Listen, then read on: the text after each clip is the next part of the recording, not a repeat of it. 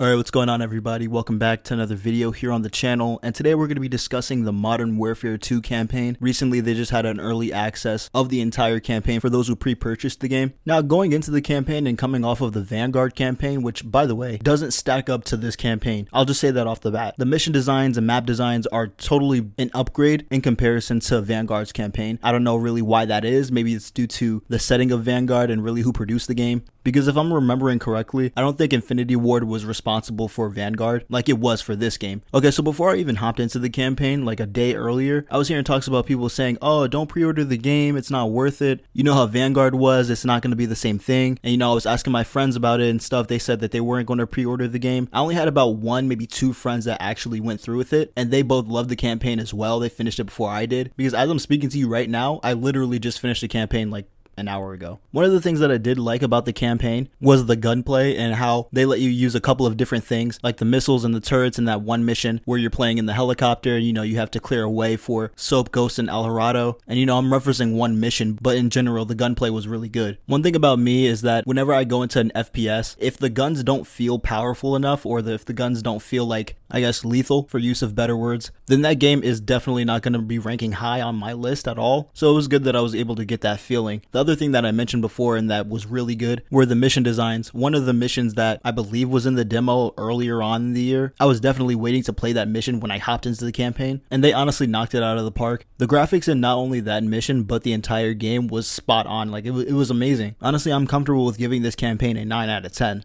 Another thing that was really cool about the campaign was that in some missions, like for example when you're getting interrogated or when you're talking to Ghost, you'll be able to select different dialogue options, and that'll progress you through the story a little bit differently, I guess. So you'll get different dialogues anytime you go back and play it. And so I thought that was a really good touch. Overall, I think my favorite mission though was definitely when we had to save Laswell. I'm trying to tiptoe around like words and phrases so I don't give away too much of the campaign, but yeah, the level design in that part was really good. And actually there was a certain part of that mission that I recognized from one of the promotional trailers that came out earlier in the year. And I remember me and my friend, we were in Discord and I was streaming my screen, and he just started freaking out when he saw that. Like I was like, dude, this campaign is really good. I also think the reason why I rate this so high as far as Call of Duty campaigns go is because of the time period. For example, the last campaign, Vanguard, it was like a World War II setting, and I honestly just don't like World War II games. They've been overdone and they've honestly just never hit for me. And also I didn't really get to say this about the multiplayer either, because I didn't do a review on the multiplayer, but the multiplayer is really good in comparison to Vanguard's atrocity. I think the only thing that people had a problem with as far as the multiplayer went was the weapon progression and how the UI was really weird, but I'm assuming those changes will be made if they aren't already, and hopefully it'll be all good by the time that launch happens. But you know, it's Activision, so my best guess is that it's not going to get fixed and that they're going to shove a bunch of battle pass skins down our throat like last time. And finally, as far as the story goes, this probably is one of the most immersive campaigns for Call of Duty that I've played in like the past 2-3 years. Because usually I'm not really interested in Call of Duty stories or the lore of the game really, but I ended up recognizing some characters from 2019 like Captain Price and Ghost. So for me, having them there for about 83% of the game definitely helped me pay attention more, and I actually ended up getting into the story. Oh, and let me just say this, Ghost is probably the coldest dude in Call of Duty, and it's not even like he did anything special in the campaign. I guess it's just like that whole mysterious vibe that he gives off. And honestly, I might start looking into the lore of Call of Duty, or at least for Ghost. I need to know his lore.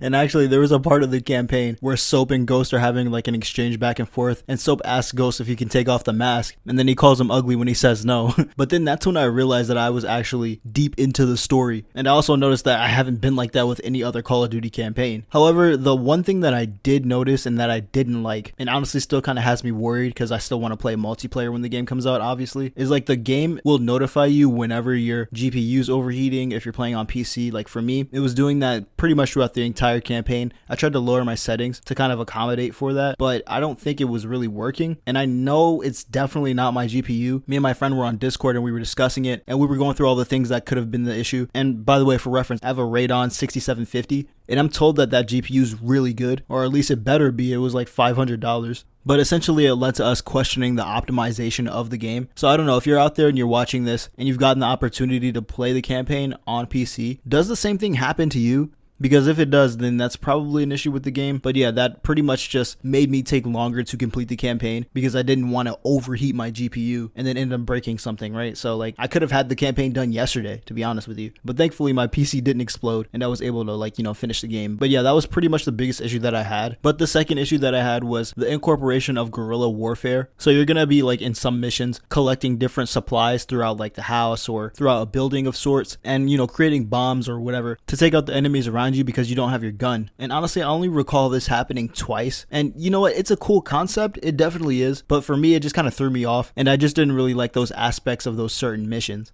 But anyways guys, that's going to be it for me today. I hope you did enjoy. If you did, hit that like button. If you want more content similar to this, hit that subscribe button. I'll see you guys in the next one. Sub up, stay safe, and peace.